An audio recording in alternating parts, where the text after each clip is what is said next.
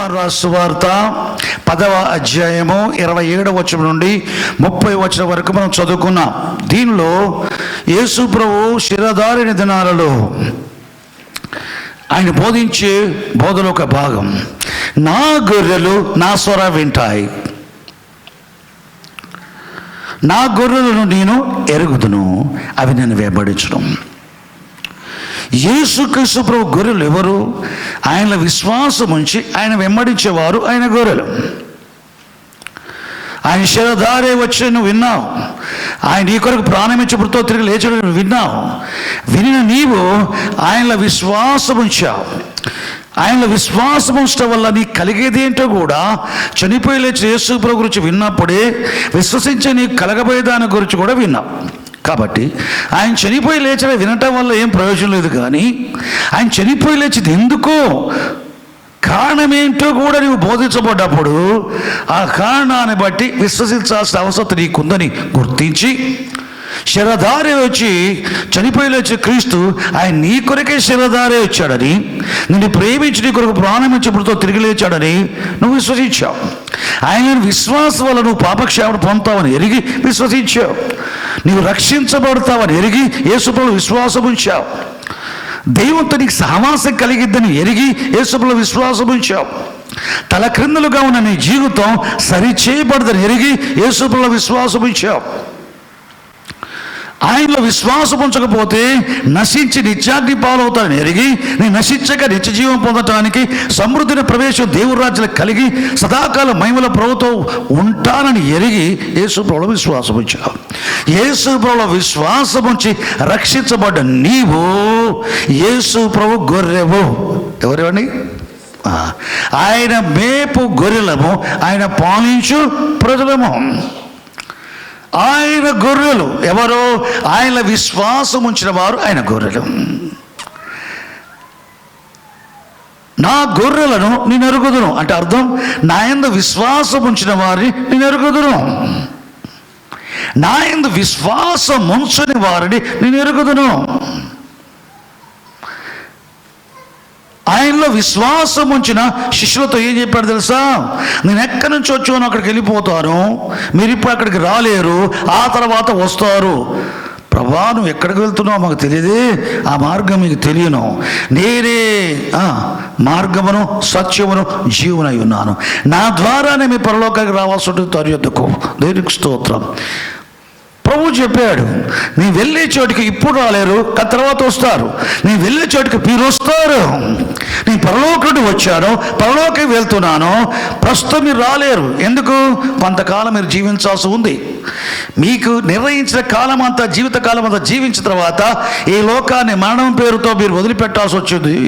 ఆ సమయంలో మీరు నేను ఎక్కడికి వెళ్తున్నానో అక్కడికి వస్తారు, అప్పుడు వస్తారు అని తన యందు విశ్వాసం ఉంచిన గొర్రెలతో యేసుప్రభు చెప్పిన మాట. తన గొర్రెలను ఎరిగి గొర్రెలతో యేసుప్రభు చెప్పిన మాట. తన యందు విశ్వాసము చని వారిని తన గొర్రెలుగా ఆయన చెప్పలేదు. అటువంటి యూదులతో ప్రభు ఏం చెప్పాడు? నేను ఎక్కడి నుంచి వచ్చానో అక్కడికి వెళ్ళిపోతున్నాను, నేను వెళ్ళే చోటుకి మీరు రాలేరు, నేను పైనుండి వాడను, మీరు క్రిందుండి వారు, మీరు మీ పాపంలో నశించి క్రిందికి వెళ్ళిపోతారు అని చెప్పుకొచ్చాడు. క్రిందికి పోయే వారి గురించి యేసు ప్రభు మీరు క్రింది వారు అని చెప్పాడు. పైకి వెళ్ళే యేసు ప్రభు పైకి వచ్చేవారు ఎరిగి ఆ తర్వాత మీరు వస్తారని చెప్పాడు. తన గొర్రెలను ఎరుగును, తన గొర్రెలు కాని వారిని ఎరుగును. నా గొర్రెలు, నేను ఎరిగిన గొర్రెలు నా స్వరం వింటాయి. కాబట్టి వారు ఏం చేస్తారు? నన్ను వెంబడిస్తారు. ఆయన గొర్రెలు ఆయన వెంబడిస్తాయి. చూడండి, దేవునికి స్తోత్రం. యేసు ప్రభువులో విశ్వాసం ఉంచిన మనము అనుదినం ఆయన వెంబడించేవారుగా ఉండాలి, ఆయన అనుసరించేవారుగా ఉండాలి. అంటే ఏ విధంగా? కేవలం ఆయన స్వరం వినటం వల్ల. దేవుని స్వరం వినకుండా నువ్వు దేవుని గొర్రె ఎట్లయితావు? ఇక్కడ యేసు ప్రభు చెప్పాడు, నా గొర్రెలకు ఉండే లక్షణం ఏంటంటే నా స్వరము వింటాయి. ఆయన స్వరం విననివి ఎట్లా గొర్రెలవుతాయి? దేవుడే నీకు ఆడిబుల్ వాయిస్ వినిపించవచ్చు. క్రీస్తుల విశ్వాసం ఉంచగా నీలో ఉండే పరిశుద్ధాత్మ దేవుడు మెలనైన స్వరం వినిపించవచ్చు. పరిశుద్ధాత్ముడు తన యందున నీ మనస్సాక్షిని ఉపయోగించి ఆయన స్వరం వినిపించవచ్చు. పరిశుద్ధాత్మ నింపబడి పరిశుద్ధాత్మ నడిపించబడుతుంది. నీవు ఆయన నడిపింపులో వాక్యం చదువుతుండగా ఆయన స్వరం వినిపించవచ్చు. భాషల్లో దేవుడికి ప్రార్థన చేసుకున్న వారు అర్థము చెప్పుడు ద్వారా ఆయన స్వరం వినొచ్చు. బుద్ధి వాక్య వరం నీ నోట గుండా బయలు వెళ్ళినప్పుడు ఎదుటివాని కొరకే కాకుండా నీతో కూడా మాట్లాడవచ్చు. ధ్యాన వాక్య వరం ద్వారా దేవుడు నీతో మాట్లాడవచ్చు. నీకున్న వరం ఇతరుల కొరకే కాదు, నీ గురు ఉపయోగపడుతుంది. నీకున్న ప్రవచన వరము ఇతరుల గురించి, ప్రాంతాల గురించి, దేశాల కొరకు, సంఘాల కొరకు, సేవకుల కొరకు ప్రవచించడానికే కాదు, నీ కొరకు నువ్వు ప్రవచించుకోవటానికి కూడా ప్రవచన వరం పనిచేస్తాయి. వరాల ద్వారా దేవుని స్వరం వస్తుంది. దేవుని వాక్య ద్వారా స్వరం వస్తుంది. నీ భార్య ద్వారా నీకు స్వరం వస్తుంది. నీ భర్త ద్వారా దేవుని స్వరం వస్తుంది. అబ్రహాముకి తన భార్య ద్వారా దేవుని స్వరం వచ్చింది. శారా చెబుతుంది, దాసి కుమారుడు వెళ్ళగొట్టము, సంవత్సరాలు కుమారుడితో దాసి కుమారుడు వారసయ్యున్నాడు. అబ్రహాం ఏడ్చాడు ఆ మాటకి. నీరుకైన ఇష్మాయేలు నా బడిలో, నా చేతుల్లో, నా సముఖంలో పెరిగిన వ్యక్తి టీనేజ్కి వచ్చిన పిల్లవాడిని వెళ్ళగొట్టమని చెప్తుంది. ఎట్లా వదిలిపెట్టాలని నేను ప్రేమించే కుమారుడు అనుకుంటున్నాను. దడి హో అబ్రాహం, ఇప్పుడు అబ్రామా నీ భార్య శారా చెప్పే ప్రతి మాట విను. ఆమె ఏం చెప్పింది తెలుసా? నా చిత్తాన్ని తెలియజేసింది. నీకు ఎప్పుడో చెప్పాను కదా, పిల్లల కొరకు ప్రాణం చేస్తే నేను వచ్చి మాట్లాడినా. దమస్కు ఎలియాజరు నీ పెద్ద దాసుడికి వారసుడు కాదు, నీ ఆస్తికి కర్త కాదు. నీ గర్భవాసం పుట్టబోయేవాడే వారసుడు. దాసుడు వారసుడు కాడు, కుమారుడి వారసుడు. నీకు ఎప్పుడో చెప్పాను కదా. ఆ రోజుల్లో శారాయిలాగుంది. ఆమెకు అర్థం కాక హాగరుతో పొమ్మని చెప్పిన ఆ మాట విన్నావు. ఇప్పుడు ఆమె శారాయి కాదు, శారా విశ్వాసి. ఆమె నా స్వరాన్ని గుర్తించును. ఆమె గుండా పలకబడ్డ మాట అది నా మాట. దేవునికి స్తోత్రం. ఇప్పుడు నీకు వచ్చిన నా స్వరం నీ భార్య ద్వారా వచ్చింది, విను అని చెప్పాడు. దేవునికి స్తోత్రం. మూర్ఖురాల వలె ప్రవర్తించి మూర్ఖపు సలహా ఇచ్చిన యోబు భార్యకు దేవుని స్వరం యోబు ద్వారా వచ్చింది. కాబట్టి భర్తలకు, భార్యలకు ఒకరి ద్వారా ఒకరు స్వరం వస్తుంది, పిల్లల ద్వారా స్వరం వస్తుంది. దేవునికి స్తోత్రం. ఒకప్పుడు మన సంఘంలో ఉండే వ్యక్తి ఇప్పుడు వేరే దేశంలో ఉంటుండే. ఆయన ఈ పరిచర్య ఆరంభంలో ఏ స్థలంలో సంఘారాధన స్టార్ట్ చేయాలా అని మేము ఆలోచిస్తున్నప్పుడు, ముగ్గురు కూర్చున్నప్పుడు పలానా కాడ టెంట్ వేసి పెట్టుకుందాం, ఆరాధన అడుగుదాం మొదట అన్న. లేకపోతే ఇక్కడైతే బాగుంటుందా అని ఆలోచిస్తున్నాం. ఆ వ్యక్తి ఏమన్నాడంటే, ఆడా ఏడా కంటే నా ఇంటి మీద టెంట్ వేసుకోవటం మంచిది అన్నాడు ఆయన. ఆయన మాట్లాడేటప్పుడు ఆయన చెప్పినందుకు టెంట్ వేసటం, అక్కడ ఆరాధన ప్రారంభించడం జరగలే. ఆయన మాట్లాడుతున్నప్పుడు దేవుడు ఈయన నోటి ద్వారా పలికాడన్న గ్రహింపు నాకు ఇచ్చాడు. నేను డైరెక్ట్ ఆ విషయంలో గొర్రెల కాపరి యేసుప్రభు స్వరం నేను వినలేదు, కానీ ఒక విశ్వాసి ద్వారా కాపరి స్వరం నేను విన్నా. ఆయన తెలియదు ఆ విషయం. ఏదో ఒక మాట అనేసాడు అంతే, అది మామూలుగా అనేసాడే, కానీ దేవుడు ఆ మాట ద్వారా నాతో మాట్లాడాడు. నాకు తెలిసి చలో పలానా ఇంటి మీద టెంట్ వేయండి, సండే అక్కడే ఆరాధన అని చెప్పాం. ఈ స్థలానికి వచ్చేంతవరకు అక్కడ ఆరాధన జరిపాం. దేవుని స్తోత్రం. అది ఆయన స్వరం వ్యక్తి ద్వారా వచ్చింది. దేవునికి స్తోత్రం. దేవుని కాక క్రొత్త నిబంధన కాలంలో స్పష్టంగా ఆయన గొర్రెల మీద మనం ఎరగాల్సింది ఏంటంటే, క్రీస్తులో విశ్వాసం నుంచి రక్షించబడ్డ మనలో పరిశుద్ధాత్ముడు ఉన్నాడు. తిరిగి జన్మించే ప్రతి వ్యక్తిలో, రక్షణ పొందిన ప్రతి వ్యక్తిలో పరిశుద్ధాత్ముడు ఉంటాడు. అయినా పరిశుద్ధాత్మ బాప్తిసం అనేది వేరు. నువ్వు పరిశుద్ధాత్మ బాప్తిసం పొందిన వాడవై పరిశుద్ధాత్మ పూడై ఉన్నప్పుడు నీ సొంత ఆత్మ పరిశుద్ధాత్మ యొక్క స్వరం వింటుంది. పరిశుద్ధాత్మ స్వరం నీ సొంత ఆత్మ వింటుంది. చూడండి, దేనికి స్తోత్రం. దానికి నానా విధాలు ఉన్నాయి. పరిశుద్ధాత్మ దేవుడు నీ ఆత్మతో మాట్లాడటం, కృపావరములను ఆధారం చేసుకొని నీ ఆత్మతో మాట్లాడటం, బయలుపరచబట్టి ఇవన్నీ జరుగుతాయి. దేనికి స్తోత్రం. సాధారణ రీతిలో కూడా నీలో ఉన్న పరిశుద్ధాత్మ దేవుడు ఆయన లేకుండా బైబిల్ చదువుకుంటే ఇందాక చెప్పినట్టుగా అదేమైంది తెలుసా? నీ జ్ఞాపకంలో, నీ జ్ఞాపశక్తిలో ఉంచబడింది మనసులో. దాన్ని జీవితానికి అన్వయించుకోవడానికి సాధ్యం కాదు. నువ్వు నేర్చుకున్న వాక్యం బాగా మాట్లాడుతావు, బట్టి ప్రాక్టికల్గా నీ జీవితంలో కనబడదు. రక్షించబడ్డ వ్యక్తిలో పరిశుద్ధాత్ముడు బోధించబడ్డప్పుడు అది నిల్వ చేయబడుద్ది. పరిశుద్ధాత్మ వల్ల హితవాక్యములు అన్నీ కూడా దీంట్లో నిల్వ చేయబడతాయి, నీ ఆత్మలో రాయబడతాయి. దేనికి స్తోత్రం. ఇది నీ జీవితంలో ప్రాక్టికల్గా వస్తుంది. నువ్వు నేర్చుకున్న వాక్యం, నీలో నిల్వ చేయబడ్డ వాక్యం నీ జీవితంలో ప్రతి సంఘటనలో కనబడుద్ది. నీ కుటుంబ జీవితంలో కుటుంబాలకు సంబంధించిన వాక్యం కనబడుద్ది. తల్లిదండ్రులుగా మీ పిల్లల విషయంలో తల్లిదండ్రులుగా వాక్యం ఏం చెప్తుందో ఆ సంఘటనలో వాక్యం కనబడుద్ది ప్రాక్టికల్గా మీలో. దేనికి స్తోత్రం. పాఠ్య పుస్తకాలు విద్యార్థి చదువుకొని నేర్చుకొని మనసులో ఉండి జ్ఞాపకం, క్వశ్చన్ చూడగానే ఆన్సర్ జ్ఞాపకానికి వస్తే రాసేటట్టుగా కాదు. దేనికి స్తోత్రం. సహజ జ్ఞాపక శక్తిని బట్టి, జ్ఞానాన్ని బట్టి కాదు. విశ్వాసగాని హృదయంలో నివసించే పరిశుద్ధాత్ముడు దేనికి స్తోత్రం. దీని యొక్క వాక్యాన్ని నీ ఆత్మలో నాటి జీర్ణింపజేస్తాడు, నీ ఆత్మలో నిల్వ చేస్తాడు. నీలో ఉండే పరిశుద్ధాత్మ దేవుడు ప్రతి విషయంలో కూడా నీలో ఉన్న వాక్యాన్ని తీసుకొని ఉపయోగింపజేసి, అన్వయింపజేసి నేను ఫలింపజేస్తాడు. నీలో ఆయన మహిమపరచబడతాడు. తండ్రి దేవునికి స్తోత్రం, దేని మహిమకలుగాక. చూడండి, చాలామంది వాక్యం చదువుతూ దేవుడి వాక్యంతో మాట్లాడాడని చెప్తాడు. నిజమే, వాక్యంతో మాట్లాడతారు.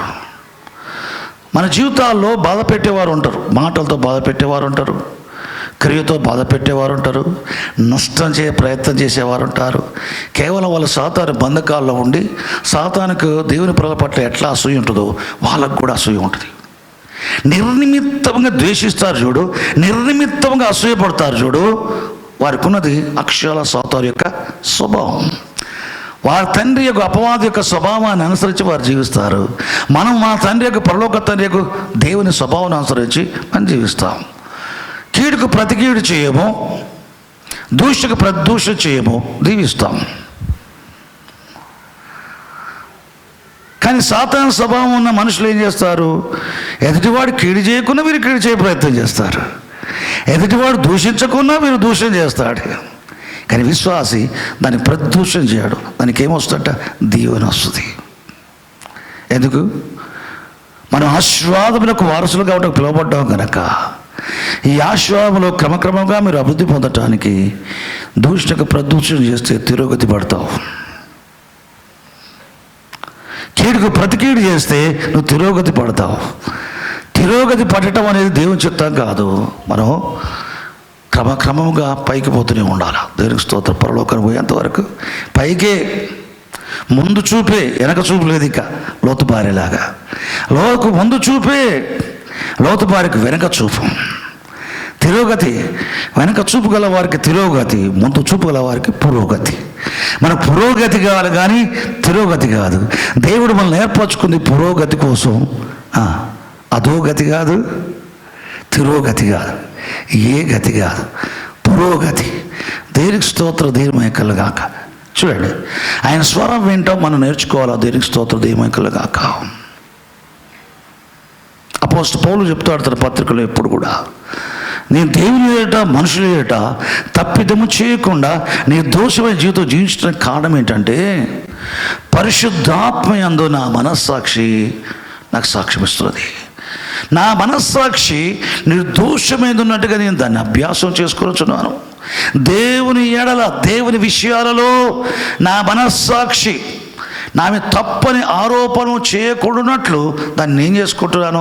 నిర్దోషమైంది ఉన్నట్టుగా స్పష్టంగా నాకు జవాబు ఇచ్చేటట్టుగా, స్పష్టంగా దేవుని చిత్తాన్ని నేను గ్రహించే విధంగా దాన్ని నిర్దోషమైనట్టుగా నేను అభ్యాసం చేసుకుంటున్నాను.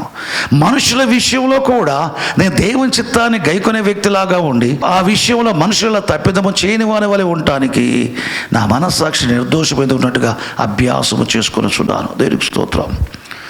పాత నిబంధన కాలం కానీ క్రొత్త నిబంధన కాలం కానీ దేవుని ఎరిగిన గొర్రెలందరూ కూడా వారికి మంచి మనస్సాక్షి ఉంటుంది, పవిత్ర మనస్సాక్షి ఉంటుంది, పని చేసే మనస్సాక్షి ఉంటుంది. ఆదాములో దేవుడు సృష్టించాడు మనస్సాక్షిని అనుసరించేవారుగా. పాపం చేసినందున మనస్సాక్షి వాతపడ్డది. ఆ తర్వాత తరాల వారు పాపంలో పుట్టి పెరుగుతున్నారు.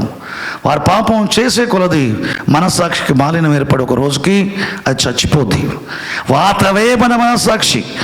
నిప్పుతో ఒక ఐరన్ రాడ్ని కాల్చి వాత పెట్టుకో, వాత పెట్టుకుంటే బాధపడతావు, కొద్ది రోజులకి ఆ వాత మానిపోద్ది, కానీ అక్కడ చేతి మీద పెట్టుకున్న వాతలో నీ చేతి మీద వెంట్రుకలు ఆ స్థలంలో ఉండవు, కాలిపోతాయి. మళ్ళీ మొలుస్తాయని మొలవు, అక్కడ జీవం ఉండదు.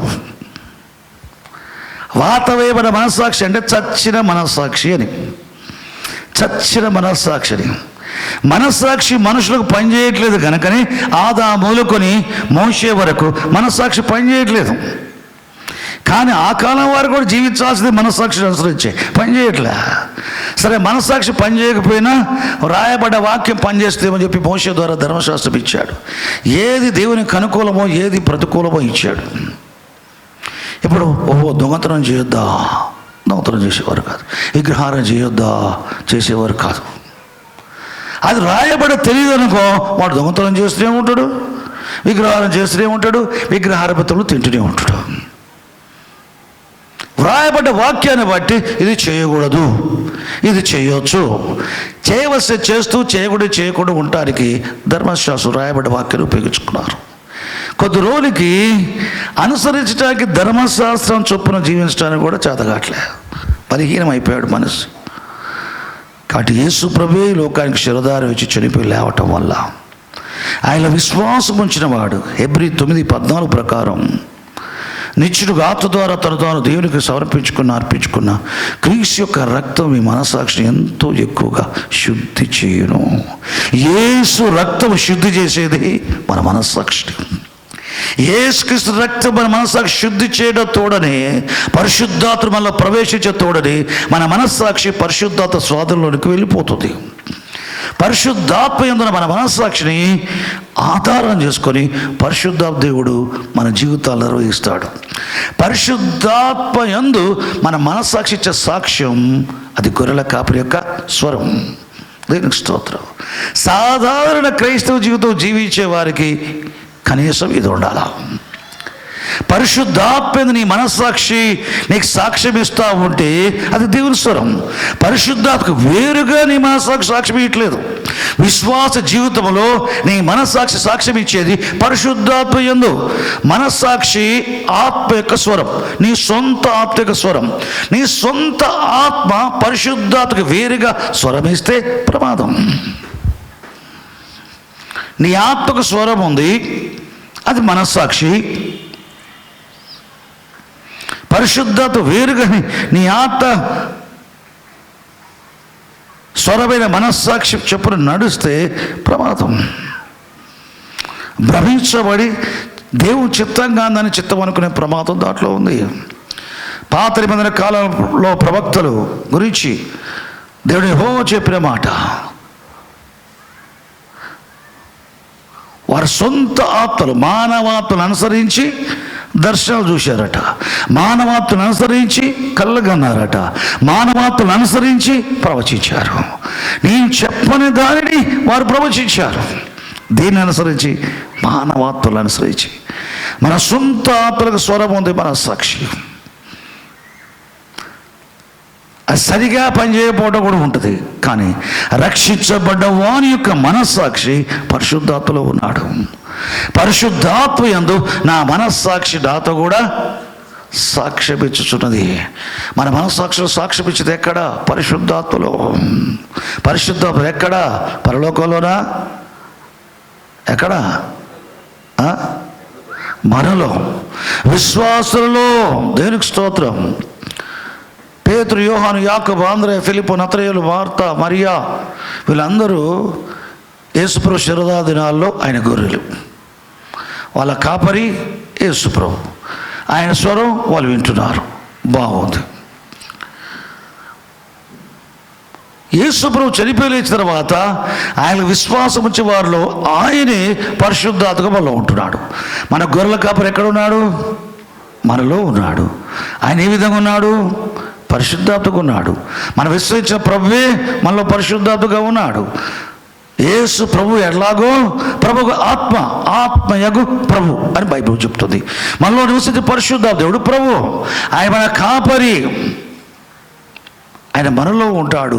ఆయన స్వరము వినిపించే విధానము తన గొర్రెలకు సాధారణ విధానం, జీవితకాలమంతా ఉండే విధానం. పరిశుద్ధాత్మ మన మనసాక్షి మనతో సాక్ష్యమిచ్చుట. దీనికి స్తోత్రం, దీని మేము కలుగాక. దీని తర్వాత కాస్త పైకి పోతే ఏమో తెలుసా, ఒకనాడు ఏలియా అహాబురాజు భార్య అయిన యెజెబెలు, ఇజ్రాయేల్ దేశపు రాణిగా ఉంది, అన్య స్త్రీ. ఇజ్రాయేలును దేవుని నుంచి వేరు చేసి అన్య దేవతల వైపు మళ్లించడం జరిగింది. ఆ కాలం ముందు ఏలియా రోష గలవాడే యెహోవా పక్షాన ఆయన పరిచర్య చేశాడు. యెజెబెలు దైవజనుడు ఏలియాని బెదిరించింది, నీవు చంపిన బయలు ప్రవక్తలు ఒకరి వలె నీ తల కొట్టి పారేస్తారు, ఖడ్గంతో నేను చంపించకపోతే దేవుడు నాకు గొప్ప అపాయం కలగజేయనుగాక అని చెప్పింది ఆమె. ఆ మాటకు ఏలియా భయపడి ఇజ్రాయేల్ దేశాన్ని విడిచిపెట్టి యూదా దేశానికి పోయాడు.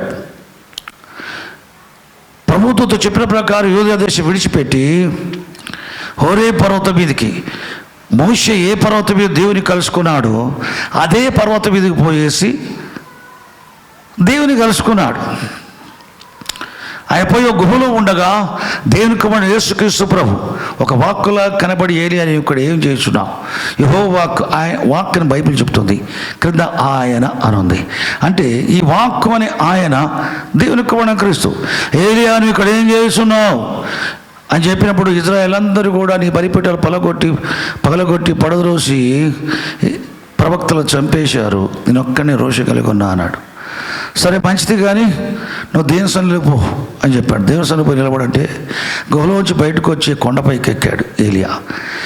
ఈ దేవునికి వాడు చెప్పే దేవుని సన్నిధి అంటే తండ్రిని దేవుని యొక్క సన్నిధి ఎట్టు నిలబడమని. గుహలో నుండి బయలు వెళ్ళి హోరేబు కొండ పర్వతం పైకి నిలబడగా యెహోవా తండ్రి దేవుడు యెహోవా ఆ ప్రక్కన సంచరింపగా శిలలో చిన్నాభిన్నములై బండలు బద్దలైపోయాయి. యెహోవా ప్రత్యక్ష కాల. పెనుగాలు వచ్చేది, యెహోవా ప్రత్యక్ష కాల. మెరుపులు ఉరుములు వచ్చాయి, యెహోవా ప్రత్యక్ష కాల. భూకంపం కలిగింది, యెహోవా ప్రత్యక్షం కాలేదు. ఈ శబ్దాలన్నీ ఆగిపోయిన తర్వాత ఏలియాకు ఒక మెల్లనైన స్వరం వినబడ్డది. గుహలో ఉన్నప్పుడు మాట్లాడిన వ్యక్తి దేవుని కుమారుడు, పర్వతంపైకి ఎక్కి వచ్చి నిలబడ్డప్పుడు సంచరించింది తండ్రి అయిన దేవుడు. ఆయన సంచరించగా వచ్చినవన్నీ కూడా బండలు బద్దలు కావటం, కొండలు కదలటం, భూకంపాలు రావటం, పెనుగాలు రావటం, మెరుపులు ధ్వనులు రావటం, ఇవి జరిగింది. కానీ స్వరాలే వినబడలే. తర్వాత ఈ శబ్దాలన్నీ ఆగిపోయిన తర్వాత మెల్లనైన స్వరం విన్నాడు. ఈ స్వరం పరిశుద్ధాత్మది. దేవునికి స్తోత్రం. పరిశుద్ధాత్మక స్వరం దేవునికి స్తోత్రం. పరిశుద్ధాత్మయందు మనస్సాక్షి సాక్ష్యమీయటం వేరు, పరిశుద్ధాత్మ స్వరం నీ సొంత ఆత్మ వినటం వేరు. ముఖ్యంగా పరలోకంలో యేసు ప్రభు రెండవసారి రాబోయే దినాల్లో సంఘం, భూమి మీద ఉన్న సంఘం యొక్క అనుభవం ఏంటంటే ఆత్మ చెప్పు మాట సంఘాలు వింటాయి. దీనికి స్తోత్రం. కాబట్టి అది ఎఫెసీ సంఘమా, స్మరణ సంఘమా, తూతెర సంఘమా, సార్దీస్ సంఘమా, లవోదికయ సంఘమా, ఫిలదెల్ఫియా సంఘమా, పెర్గమో సంఘమా, 7 సంఘాల వరకు రాస్తూ చివరికి చెప్పే మాట ఆత్మ చెప్పుచున్న మాట చెవగలవాడు సంఘములతో ఆత్మ చెప్పుచున్న మాట. ఆత్మ ఎవరితో చెప్తారట? ఆత్మ ఎవరికి చెప్తారట? ప్రభు స్వరం ఎవరు వింటారట? గొర్రెలు. ప్రభుకి ఆత్మస్వరం ఎవరు వింటారు? గొర్రెలైన సంఘం. ఈ చివరి దినాలలో 7 సంఘాలకు రాశాడు కదా, సంఘములతో ఆత్మ చెప్పు మాట చెవి గలవాడు వినుగాక అన్నాడు. ఆత్మస్వరం వినటానికి ఏలియాకు చెవి ఉంది. ఎలీషా కాలం అంతటా కూడా యేసు ప్రభు వచ్చి చెప్పటమో, దూత వచ్చి చెప్పటమో, పరలోకం పోయి దేవుని స్వరం ఇగా జరిగింది. ఎలీషా జీవితం అంతటా కూడా పరిశుద్ధాత్మక స్వరం వినటం వల్లనే ఆయన జీవించాడు, పరిచయం చేశాడు, ఇతరులు మేలు చేశాడు, అద్భుతాలతో ఆ ప్రాంత ప్రజలకు మేలు చేశాడు. కాపాడటంలో, పోషించడంలో, వారి జీవితాల, దేశాన్ని, రాజ్యాన్ని నిర్వహించడంలో కూడా ఉపయోగపడ్డాడు. ఎలీషా ఏలియాకున్న ఆత్మలో రెట్టిపాత అభిషేకం ఉంది. దేవుని ఆత్మస్వరం సులభంగా వింటడం. నీలో నివసించే పరిశుద్ధాత్మ యొక్క పరిమాణాన్ని బట్టి ఆయన స్వరం వింట సాధ్యమే. మలాకి గ్రంథం 2వ అధ్యాయం 14-15 వచనాలు చూస్తే, భార్యను విడిచిపెట్టే భర్తలతో ప్రభు మాట్లాడుతూ ఏమన్నాడు? మీ పెళ్లి భార్యల విషయంలో మీరు విడిచిపెట్టి వారికి అన్యాయం చేస్తే వారి పక్షాన మీకు విరోధం అవుతాను. పెళ్లి భార్యలను విడిచిపెట్టేవారు వారిలో కొద్దిగానైనా దేవుని ఆత్మ ఉంటే ఆ విధంగా చేయరని చెప్పుకొచ్చాడు. కొద్దిగానైనా దైవాత్మను పొందిన వారు ఆ విధంగా చేయరాడు. కొద్దిగానైనా దేవుని ఆత్మ పొందటం. నువ్వు కొద్దిగా దేవుని ఆత్మ ఉంటే కొద్దిగా దేవుని ఆత్మతో నడిపించబడతావు. కొద్దిగా నీ మనస్సాక్షి నీ పరిశుద్ధాలు సాక్ష్యమిస్తుంది. కొద్దిగా నువ్వు దేవుని ఆత్మస్వరం వింటావు. కొద్దిగా పరిశుద్ధాలు నింపబడ్డావనుకో దేవుని ఆత్మస్వరం స్పష్టంగా వింటావు. ఆత్మ పూర్ణుడవై ఉన్నావనుకో స్పష్టంగా వింటావు. ఆత్మ వశుడవై ఉన్నావనుకో ఎంతగానో ఆత్మతో నింపబడతావు అంటే అంత స్పష్టంగా వింటావు. దేవునికి స్తోత్రం. యోహాను ఆత్మవశుడై ఉండగా బూర వంటి స్వరం విన్నాడు. నాతో మాట్లాడుచున్న స్వరం ఏమిటో స్వరం విన్నాడు. యోహాను దేవుని గొర్రె స్వరం విన్నాడు. పేతురు ఆత్మవశుడై ఉండగా ఆ పాత్రలో ఉన్న వాటిని చంపుకొని తిని పేతురు స్వరం ముమ్మారు విన్నాడు. పౌలు తిమోతికి పత్రిక రాస్తూ సంఘంలో ఏ విధంగా జనులు ఎలాగో ప్రవర్తించాలో వాళ్ళకి నేర్పించాల్సి బోధించాల్సిన విషయాలు రాస్తూ సడన్గా పరిశుద్ధాత్మను ప్రేరేపించగా ఆయన రాస్తున్నాడు. కడవర దినములలో మోసపరచు ఆత్మల యందు దయ్యముల బోధ యందు లక్ష్యముంచి విశ్వాస భ్రష్టులని ఆత్మ తేటగా చెప్పుచున్నాడు. పరిశుద్ధాత్మ స్వరం పౌలు విన్నాడు, సంఘానికి రాశాడు. ఆత్మస్వరం వింటున్న పౌలు దేవుని గొర్రె, ఆత్మస్వరం పేతురు దేవుని గొర్రె. ఆత్మస్వరం వినిన యోహాను దేవుని గొర్రె. దేవునికి స్తోత్రం. దేవుని సేవకుల మట్టుకే ఆత్మస్వరం వింటాం కాదు. నా గొర్రెలు నా స్వరం వింటాయి కనుక నన్ను వెంబడేస్తాయి. యేసు ప్రభువును అనుసరించాలంటే ఆయన స్వరం వింటిని అనుసరించటం. చూడండి అది ఎట్లా ఉంటుంది. ఒకనాడు యేసు ప్రభు శిష్యుల్ని ప్రోత్సాహపరిచాడు. నాకు ముందుగా అద్దరికి వెళ్ళండి అని ధోనిని వారిని ఎక్కించి పంపించాడు. వారు ధోనిలో ప్రయాణం చేస్తున్నారు. రాత్రి వేళ వారు ధోనిలో ఉన్నారు. అది రాత్రి వేళ. వారు ధోని నడిపించడంలో కష్టపడుతున్న సంగతి యేసు ప్రభు తెలుసుకొని నీటిపై నడుచుకుంటూ ధోని దగ్గరికి వస్తున్నాడు. ధోనిలో ఉన్న శిష్యులు చూసి వచ్చుచున్న యేసు ప్రభువును చూసి రాత్రి వేళ భూతం భూతం అన్నారు. ఏదో ఆకారం వచ్చినట్టు కనబడింది. భూతం భూతం అన్నారు. ప్రభు అన్నాడు, నేనే, భయపడకుడి అన్నాడు. ఆ స్వరాన్ని బట్టి పేతురు ఏమన్నాడు, ప్రభువా నీవే అయితే నీ యొద్దకు నడిచి వచ్చుటకు నాకు సెలవిమన్నాడు. రమ్ము అన్నాడు. చూడండి, ప్రభువుగా వారికి కనబడటం లేదు. స్వరాన్ని బట్టి వీరు మాట్లాడుతున్నారు, ప్రత్యుత్తరం ఇస్తున్నారు. తర్వాత పేతురు కూడా స్వరం ప్రభు వింటూ దాన్ని జవాబిస్తున్నాడు. ప్రభు యొక్క స్వరాన్ని బట్టే పేతురు దూరం దిగి నడిచి ఆ కనబడుతున్న నేనే అని చెప్పిన ఆకారం వైపు నడుచుకుంటూ పోతున్నాడు. భూతం అని చెప్పాడే, భూతం కాదు నేనే అంటే స్వరాన్ని బట్టి గుర్తుపట్టాడు. భూతం కాదు ప్రభు అని. అదే స్తోత్రం. ఇప్పుడు రమ్మున స్వరాన్ని బట్టి ప్రభు దగ్గర నడిచిపోతున్నాడు. చూడండి, స్వరాన్ని బట్టి యేసు ప్రభు మృతులోంచి లేచిన తర్వాత మారూపు గలవాడే మగ్దలేనే మరే కనపడ్డాడు. కనపడ్డప్పుడు తోటమాల అనుకుని, అయ్యా ఎందుకు తోటమాల అనుకుంటుంది?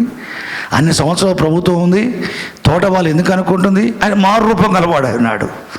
తోటమాల అనుకొని నా ప్రభువుని ఎక్కడ దాచిపెట్టావో చెప్పు, నేను ఎత్తుకొని పోతా అంది. అప్పుడు ప్రభు ఏమన్నాడు తెలుసా? మరియా అన్నాడు. స్వరాన్ని బట్టి గొర్రెల కాపరి స్వరం విని రబ్బూని అందామే, అంటే బోధకుడా అందామే. ఇప్పుడు ఆయన చూడటానికి మారూపం, ఆయనే నా ప్రభువే అని గుర్తించడానికి ఉపయోగపడదు ఏంటి? స్వరం. ఈ చివరి దినాల్లో యేసు ప్రభు ముఖాముఖి కనబడతాడు. ఆశ్చర్యమే లేదు. ప్రభు దూతలు ముఖాముఖి కనబడతారు, ఆశ్చర్యమే లేదు. ఆత్మవశుడమై పరలోకానికి వెళ్తావు, ఆశ్చర్యమేమి లేదు. ప్రభువులో నిద్రించిన పరిశుద్ధుల ప్రవక్తల ఆత్మల్ని నీ దగ్గరికి వచ్చి మాట్లాడడం జరిగింది, ఆశ్చర్యమేమి లేదు. ఇవన్నీ జరుగుతాయి. కానీ మనం నేర్చుకోవాల్సిన విషయం ఏంటంటే, ఆయన కనబడకపోయినా ఆయన స్వరం వినపడుతుంది. కాబట్టి సంఘములతో ఆయన కనబడి చెప్పుచున్న మాట చెవులుగా వినగాక అని చెప్పలా. ఏం చెప్పాడు? సంఘములతో ఆత్మ చెప్పుచున్న మాట చెవుగలవాడు వినుగాక. ఇక్కడ ఏంటి? స్వరం వినబడాలి, మనం వినాలి. దేవుని ఆత్మస్వరం మనకు వినబడాలి, మనం వినాలి. దేవుని ఆత్మస్వరం అనేది వాగ్దానం. చూడండి, దేవునికి స్తోత్రం. నా గొర్రెలు, నాలోని విశ్వాసం వల్ల రక్షించబడ్డ నా కుమార్తెలు, నేను పాలించు ప్రజలు, నేను మేపు గొర్రెలు నా స్వరం వింటాయి. ఆయన స్వరం వినకపోతే ఆయన జీవితంలో వెంబడించడం అనేది సరిగ్గా ఉండదు, ట్రాక్ తప్పిపోతావు.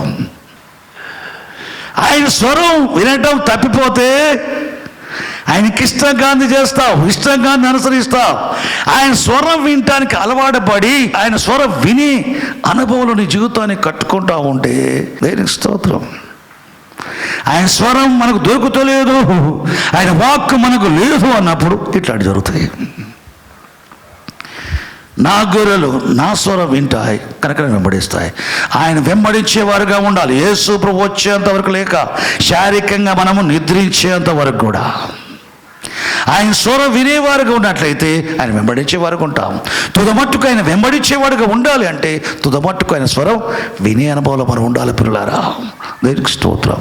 గత తరాల కంటే ఎక్కువగా ఈ చివరి తరములో ఫస్ట్ సెంచరీలో ఉన్న వారి వలె అంతకంటే ఎక్కువగా 21st సెంచరీలో ఉన్నవారు యేసు పరలోకం రాబోయే దినాల్లో ఉండే ఈ తరం నిశ్చయముగా ప్రభువు ఆత్మస్వరం వింటారు. సంఘములతో ఆత్మ చెప్పుచున్న మాట, అందరు చెప్పండి, సంఘములతో పరిశుద్ధాత్ముడు చెప్పుచున్న మాట చెవిగలవాడు వినుగాక. ఆత్మ చెప్పిన మాట పౌలు వినినట్లుగా, ఆత్మ చెప్పిన మాట పేతురు వినినట్లుగా, ఆత్మ చెప్పిన మాట ఫిలిప్పు విన్నట్టుగా, ఆత్మ చెప్పిన మాట యోహాను విన్నట్టుగా, ఆత్మ చెప్పిన మాట అబ్రాహాము రాజు విని ఫుల్ టైం మినిస్ట్రీకి వచ్చినట్లుగా ఆత్మ చెప్పే మాట, ఆత్మ యొక్క స్వరం ఈ చివరి దినాల్లో గొర్రెలు ఖచ్చితంగా వింటే తప్ప కుడికి కానీ ఎడమ కానీ తొలగకుండా ప్రభు నందు మాత్రమే ప్రభును ఆయన వెంబడించే అనుభవంలో ఉంటారు. పిల్లరా, అది ఆశీర్వాదం. నీకు పురోగతి ఉంటుంది, తిరోగతి ఉండదు. గొర్రెల స్వరం వింటాం మానేసినప్పుడు నీకు తిరోగతి స్టార్ట్ అయింది. తప్పుడు అడుగులు వేస్తావు. ఈ చిన్న చిన్న తప్పుడు అడుగులు పెద్ద తప్పులు చేయడానికి కారణమైంది, తొలగిపోతావు. అనుదినమైన వెంబడించేవారుగా ఉండాలి.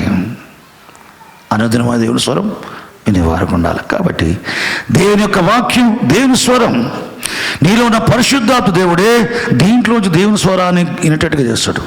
వాక్యం ఒక పుస్తకాన్ని చదివినట్టుగా, ఒక గ్రంథాన్ని చదివినట్టుగా చదివేసి అక్షరాన్ని అర్థం చేసుకోవటం వేరు. ఈ వాక్యాన్ని పరిశుద్ధ దేవుడు వాక్యాన్ని ఆధారం చేసుకొని ఆయన స్వరం వినిపించడం వేరు. చాలామంది తెలియక విశ్వాసులు ఏం చెప్తారు? ఈ వాక్యంతో దేవుడు మాట్లాడాడు, ఈ వాక్యంతో దేవుడు మాట్లాడాడు అంటారు. నిజమే. ఏ దేవుడు మాట్లాడాడు? పరిశుద్ధాత్ముడు వాక్యాన్ని ఆధారం చేసుకుని మాట్లాడాడు. దేవుని స్వరం దీని యొక్క వాక్యం, ఇదొక విధానం. నీలో నివసించే పరిశుద్ధ దేవుడు, అది నువ్వు చదివి ధ్యానిస్తున్న సేవకులతో బోధించబడుతున్న వాక్యాన్ని జ్ఞాపకం చేసి పరిశుద్ధ దేవుడితో మాట్లాడతాడు. మనస్సాక్షి పరిశుద్ధాత్మ నీకు సాక్షిపిస్తూ ఉంటుంది. అంతేకాదు, ఒక మనుషుడు మరొక మనుషుతో మాట్లాడినట్టుగా పరిశుద్ధాత్ముడు నీ ఆత్మతో మాట్లాడతాడు. పరిశుద్ధాత్ముడు నీ ఆత్మతో మాట్లాడతాడు. ఒక విషయం నేను చెప్తాను, దేవునికి స్తోత్రం. నేను ఫుల్ టైం మినిస్ట్రీకి రావడానికి కొన్ని కారణాలు నాకు అడ్డం వచ్చాయి. ఆత్మ సంబంధమైన కారణాలు, భౌతిక కారణాలు, ఆర్థిక విషయాలు, నా వ్యక్తిగతంగా నాకు అనుభవం లేని విషయాలు, ఇవన్నీ కూడా నాకు ధైర్యం చాలక ఫుల్ టైం మినిస్ట్రీకి దేవుడు పిలుపుని బట్టి లోపడక రాకుండా 3 సంవత్సరాల 3 నెలలు ఉన్నా. అసలు నాకు పిలిపించింది ఎట్లా అనగా, అర్ధరాత్రి వేళ 88వ సంవత్సరం మార్చి నెలలో 1 గంటకు నేను ప్రార్థన చేయించుండగా, పరిశుద్ధాత్మ నిండుకొని ఉండగా, ఆత్మవశుడు ఉండగా, పరిశుద్ధాత్ముడు నా ఆత్మతో ఒక వ్యక్తితో మాట్లాడేట్టుగా, నీవు సంపూర్ణ పరిచర్యకు రావాలి, పలానా ప్రాంతంలో ఉండి నువ్వు సేవ చేయాలి అని చెప్పాడు. నా సేవ చేయాలన్నాడు. నేను చెయ్యను ప్రభువా, నా సొంత ప్రాంతంలో ఉండి నీ సేవ చేస్తా, నాకు ఉద్యోగం చేసుకుంటూ సేవ చేస్తా అని చెప్పి వెళ్ళిపోయా. కానీ నేను దేవుని చిత్తం లోపడటం లేదన్న సంగతి నాకు తెలుసు. కానీ వెళ్ళా. దేవుడు నేను కోరినట్టుగా జాబ్ ఇచ్చాడు. జాబ్ ఇచ్చిన తర్వాత మళ్ళీ ఇక రా బయటకు అంటాడు. 2 నెలలే కదా ప్రభా జాబ్లో జారైంది, కారణాలు చెప్పా. మళ్ళీ కొంతకాలం మళ్ళీ మాట్లాడాడు. ఈ మాట్లాడటం అనేది స్పష్టంగా ఉంది. పరిశుద్ధాత్మ ఆత్మతో మాట్లాడటం. చివరికి లోబడక 3 సంవత్సరాలు 3 నెలలు ఉంటే ఆయన విసిగిపోయాడు. నువ్వు వస్తావా, నేను వదిలిపెట్టాలా అన్నాడు. ఆ భయానికి ఒకరోజు ఉపవాసం ఉండి ప్రార్థన చేశావు. 91వ సంవత్సరం మార్చి నెల 1వ తేదీన ఉపవాసం ప్రారంభించడం లేదో పరిశుద్ధాత్మ నాతో మాట్లాడటం మొదలుపెట్టాడు. అట్లా ఒక 10 నిమిషాలు, ఒక అర్ధగంట కాదు, దినమంతా ఉపవాసం అయిపోయేంత నేను అడుగుతూ ఉంటాను, ఆయన చెప్తూ ఉంటాడు. ఒక వ్యక్తితో మాట్లాడటగా పరిశుద్ధాత్మతో ఆత్మ బోధించబడటం అనేది ఒక వ్యక్తితో మాట్లాడగానే స్పష్టంగా ఉంది. చివరికి భోజనం గురించి, వస్త్రాల గురించి, వీటి గురించి అన్నీ అడిగినాం. ప్రతి సేవకుడు పిలుపుకొచ్చేటప్పుడు భోజనం గురించి, వస్త్రాల గురించి, ఇల్లు గురించి, కుటుంబ పోషణ గురించి మాట్లాడతారు. అదే భయం ఉంటుంది. అందరికున్న భయమే నాకు కూడా భయం ఉండి అడిగా. ఆయన చెప్పిన మాట రకరకాల వాగ్దానాలు చేసి పోషించే విషయంలో చెప్పిన తర్వాత కూడా అయినా చివరికి అన్నీ బాగుందనుకుని, అయినా ప్రభువా ఎట్లా అంట, ఇక ఆయన లాభం లేదు, వీడికి ఇట్లా చెప్తే కాదనుకున్నాడేమో. ఏలియను పోషిస్తా వెళ్ళు అన్నాడు అని చెప్పి, ఏలియా ఎప్పుడైనా వంట చేసుకొని భోజనం చేసేడా అన్నాడు. అప్పటి వరకు అది పట్టించుకోలే పురుషుల్లో. అది చూసిన అట్లేం కనబడలేదు ప్రభువా, అట్లా పోషిస్తా. ఏలియా ఎప్పుడైనా వస్త్రాల విషయంలో ఆయన స్వతగా ఉదుక్కుని ఐరన్ చేసుకొని వేసుకున్నాడా? అట్లేం కనబడలేదు ప్రభువా, అట్లా నీకు వస్త్రాలను ఇస్తా అన్నాడు. అప్పుడు దాని అర్థం నేను ఎంతగా ఎక్కువ గ్రహించలేదు. కానీ మొత్తానికి ఒకటి అర్థమైంది ఏంటంటే, ఏలియను పోషిస్తాడు అనేది నాకు అర్థమైంది. అర్థమైన తర్వాత నేను వచ్చిన తర్వాత రేపు జూన్ 21 వస్తే సరిగ్గా నేను సంపూర్ణ పరిచయకు వచ్చి 30 సంవత్సరాలు.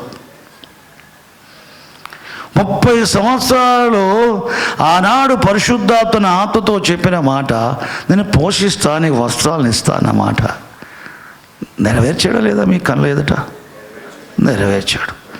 కానీ అంతవరకే నేను అర్థం చేసుకున్నా. కానీ కొన్ని సంవత్సరాల క్రితం అదే మాట తీసుకొని చూడు, నేను శిష్యులకు బోధించినప్పుడు, యేసుప్రభు శిష్యులకు బోధించినప్పుడు ఏమి తిందుమా, ఏమి త్రాగుదామా, ఏమి ధరించుకుందామా అని చెప్పేసి చింతించొద్దు.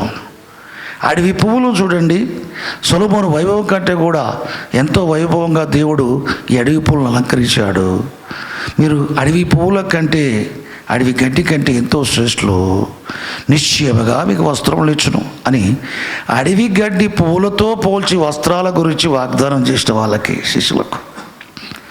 రెండోది, ఆకాశ పక్షులు చూడి, అవి విత్తవు, కోయవు, కొట్టలో కూర్చుకొనవు, ఆయన పరలోకన మీ తండ్రి వాటిని పోషిస్తున్నాడు. మీరు పిచ్చుకల కంటే, పక్షుల కంటే ఎంతో శ్రేష్ఠులు, నిశ్చయముగా ఆయన మీకు ఆహారం దయచేయను. కాబట్టి ఏమి తిన్నుమా, ఏమి త్రాగుదామా, ఏమి ధరించుకుందామా అన్న సంగతి విచారించొద్దని చెప్పాడు. అంటే దేంతో పోల్చాడు? ఆహార విషయంలో ఆకాశ పక్షులు చూడండి, వస్త్రాల విషయంలో అడవి ఆ గడ్డి పువ్వులను చూడు అన్నాడు. దేవునికి స్తోత్రం. ఆహార విషయంలో, వస్త్ర విషయంలో ఆయన శిష్యుడే నాకు ఆయన మాట్లాడే విధానం ఏంటంటే, ఏలియను పోషించినట్టు పోషిస్తాడు. పోషించడం జరిగింది 30 సంవత్సరాలు. దేవునికి స్తోత్రం. కానీ ఏలియను పోషించినట్టు అంటే బైబిల్ అక్షరార్థం ఏం చెప్తుందో అట్లా కాలే కదా.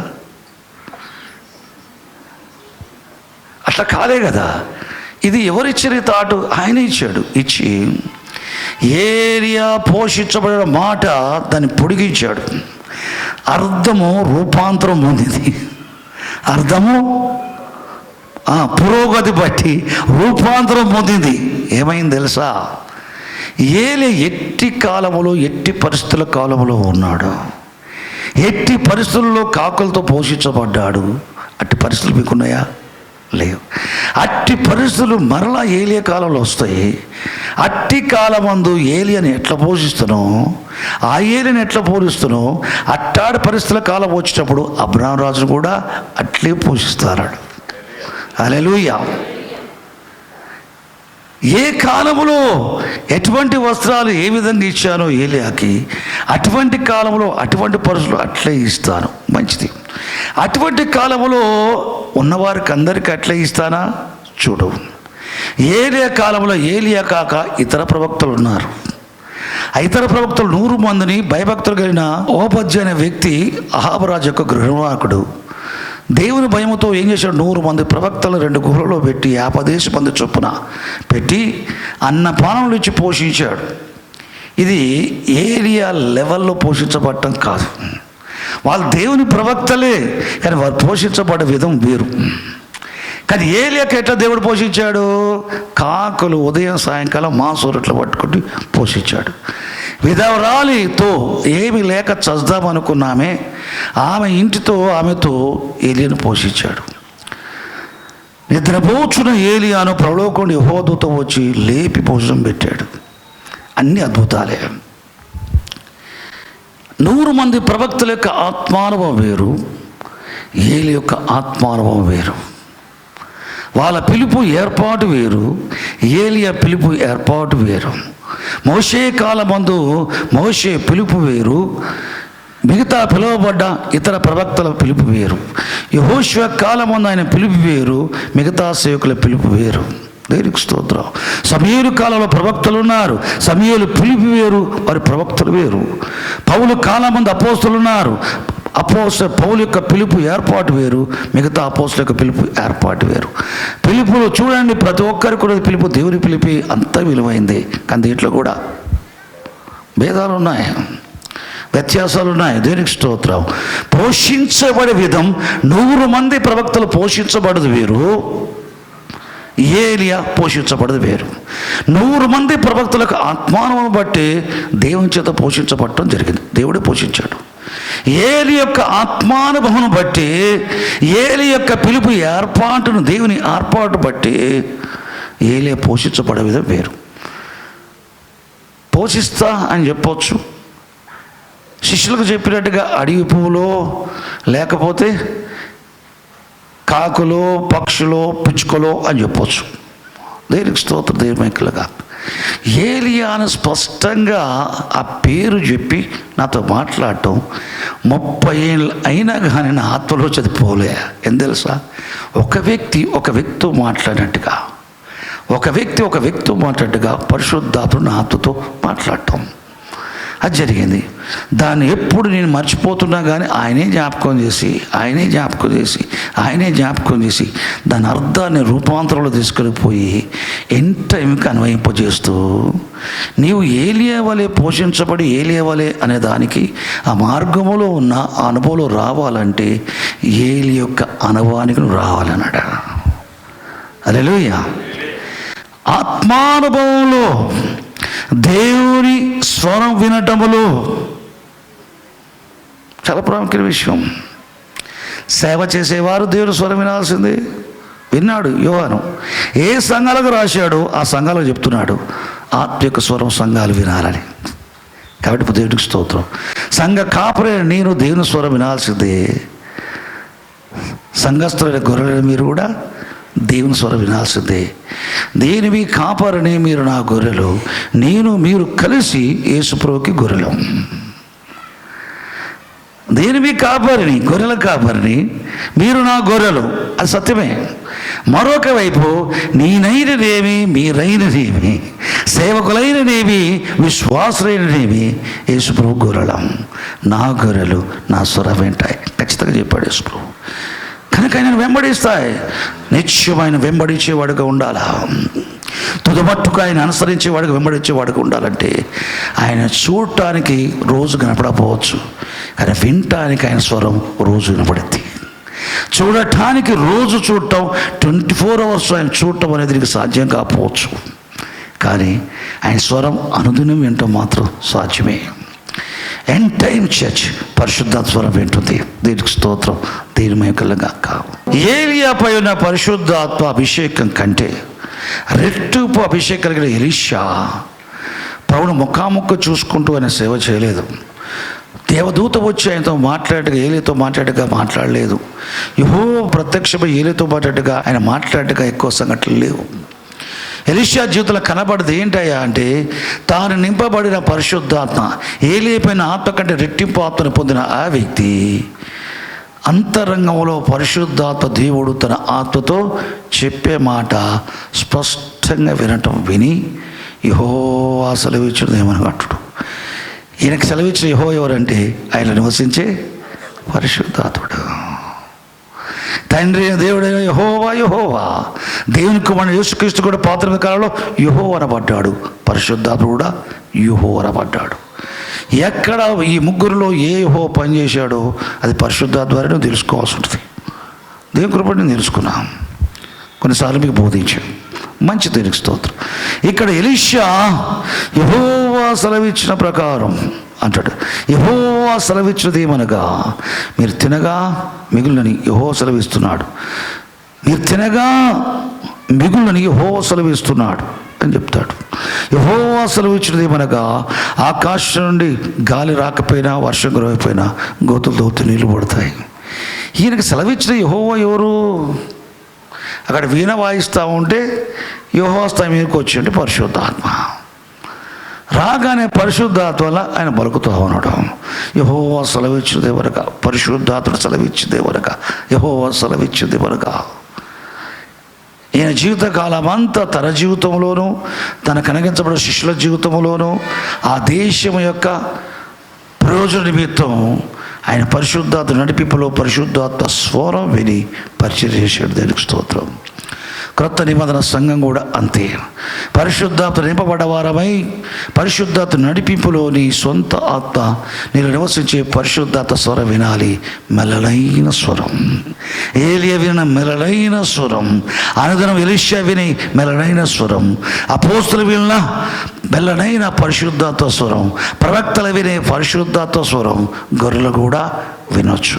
సాధారణ విశ్వాసం కూడా పరిశుద్ధాత్మ నింపబడ్డవారై దేవుని ఆత్మస్వరం వినొచ్చు. సంగములతో ఆత్మ చెప్పు మాట, సంగములతో ఆత్మ చెప్పు మాట. దేవునికి స్తోత్రం. నీ సేవకం ద్వారా కూడా ఆత్మస్వరం వస్తుంది, గొర్రెల కాపరి స్వరం వస్తుంది. దేవునికి స్తోత్రం. వ్యక్తిగతంగా దేవుని స్వరం వినటానికి మన జీవితం అలవాటు పడాలి. అప్పుడు వెనకంజ వేయం, ఆగిపోక సాగిపోతాం, ఆయన్ని అనుసరిస్తాం. తుదమట్టుకు మన జీవితాలు ధన్యములవుతాయి. అట్టి కృప క్రీస్తు చేసినందు ఆయన గొర్రెలమైన మనకందరికీ తండ్రి అనుగ్రహించును గాక. ఆమేన్, ఆమేన్. ప్రార్థన చేసుకుందాం. పరిశుద్ధమైన తండ్రి, పరలోకన మా ప్రభువా, నీకు స్తోత్ర ఘనత ప్రభావం చెల్లిస్తాం. నువ్వు మంచి దేవుడు, మహాదేవుడు తండ్రి. నీ కందృష్టి నాపై నిలిపావు, మాపై నిలిపావు ప్రభువా. మేలుకున్నట్లుగా నువ్వు బోధించదక స్తోత్రాలు చెల్లిస్తాం. అంతిమ దినాలు మేము ఉంటున్నాం, అపాయకర దినాలు మేము ఉంటున్నాం. ఇంతకంటే మరి ఎక్కువైన అపాయకరము రాబోచున్నాయి ప్రభువా. ఈ దినముల యందు మాకు ప్రభువా నీకు స్తోత్రం. సంతోషం లేదని చెప్పబడే మానవ జాతి చెప్పబడే దినాల్లో మీకు రాబోచున్నాం ప్రభువా. ఈ కడవరి దినాలలో మా ప్రియ తండ్రి, మా నిరీక్షణ నీవే, మా విశ్వాసం నీవే, మా ప్రేమ నీవే, మా ఆధారం నీవే, మా ఆశ్రయం నీవే, మా పోషణ నీవే. మా ప్రియ తండ్రికి స్తోత్రాలు చేస్తా. నీ గొర్రెలమైన మేము ప్రభువా నీ స్వరం వినాలి, నీ మమ్మల్ని ఎరగాలి, నీ స్వరాన్ని అనుసరించి ప్రభా మిమ్మల్ని మేము వెంబడించాలి. అట్టి కృప మాకు దయచేయండి ప్రభువా. ప్రతి సంఘ విశ్వాసులకు దయచేయి, ప్రతి సేవకులకు దయచేయండి ప్రభువా. నీ సేవకులపై దృష్టి నిలిపి నీ స్వరం వినిపించు. యూహానికి వినిపించినట్టుగా, పౌలు పేతులకు వినిపించినట్టుగా, పేతురు మా ప్రభా స్టెఫెన్ ఫిలిప్లకు వినిపించినట్టుగా, ఏలి ఎలీషాకు వినిపించినట్టుగా తండ్రి దేవానికి స్తోత్రం. సంఘాలన్నీ కూడా దేవుని ఆత్మస్వరం వింటానికి కృప చూపండి ప్రభువానికి స్తోత్రం. సంఘములతో ఆత్మ చెప్పే మాట విని అనుభవం సంఘాలన్నిటికీ దయచేయండి. మా అందరికీ అనుదినం అనుగ్రహించండి. నీకు మహిమ ఘనత ప్రభావం చెల్లిస్తూ యేసుక్రీస్తు పేరిట ప్రార్థిస్తున్నాం పరమ తండ్రి. ఆమేన్, ఆమేన్. సువార్త సమయం, కృపకాల సందేశం, ఆ యేసు వాక్యం విశ్వాసికి